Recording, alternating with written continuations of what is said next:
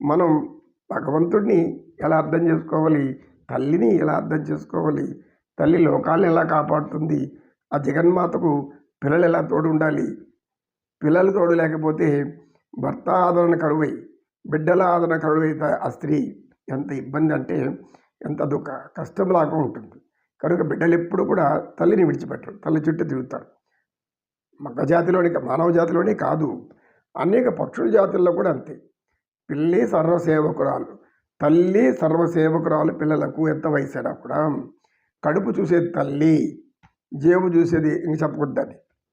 తల్లి ఎప్పుడు కడుపే చూస్తుంటుంది. ఎంత వయసైనా కూడా, నాయన తిన్నావరా, రా కూర్చో, ఆకలిగా ఉందా, ఎక్కడున్నా ఆహారం తీసుకున్నావా, భోంచేసావా, ఆరోగ్యం బాగుందా అని విచారించేది తల్లే. కనుక తల్లి ప్రేమ అంత విలువైంది, అంత విలువైన ప్రేమ ఏమి. అందుకని అటువంటి విలువైన ప్రేమను పోగొట్టుకుంటూనే పంచభూతలాం బిడ్డలు ఈ పంచభూతలాంకి సహకరిస్తున్నారు. నారాయణ నవ్వుకుంటూ అలా ముందుకెళ్తున్నాడు. తర్వాత ఏం జరిగిందో కాసేపు విశ్రాంతి తీసుకొని మళ్ళీ చెప్పుకుందాం. నమో కృష్ణ, నమో కృష్ణ. విశ్వరూప విశ్వేశ్వర నారాయణ, నీ లీలలు ఎవరికి అర్థమవుతాయో.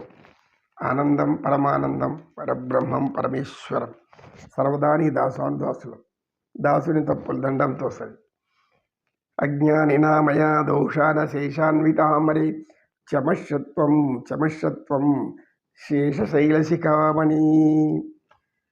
శేషశైలవాస శ్రీ వెంకటేశ, శయనించు మాయయ్య శ్రీ చేద్విలాస. శేషశైలవాస శ్రీ వెంకటేశ.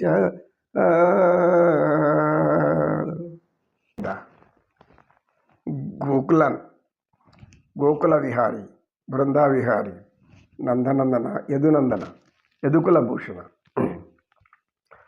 యదువంశ తిలకుడే యదనున్న దేవుడని, యదువంశ తిలకుడే యదనున్న దేవుడని, కదలి రండి రమణులార కన్నయ్య సేవకు. నిదురలేండి సకులార విష్ణుమూర్తి వచ్చేను, పలుకరండి రమణులార గోవిందనామాలను.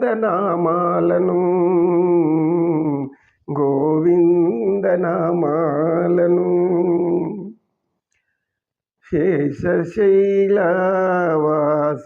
శ్రీ వెంకటేశ, శయనించు మాయయ్య శ్రీ చిద్విలాస.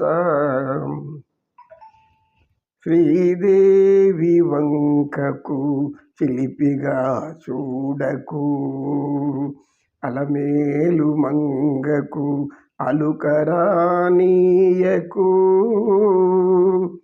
శ్రీదేవి వంకకు చిలిపిగా చూడకు, అలమేలు మంగకు అలుకరానీయకు.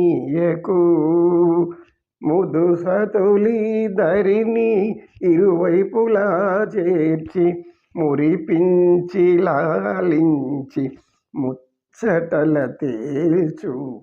శేషశైలవాస శ్రీ వెంకటేశ. నమో వెంకటేశ, నమో నమః.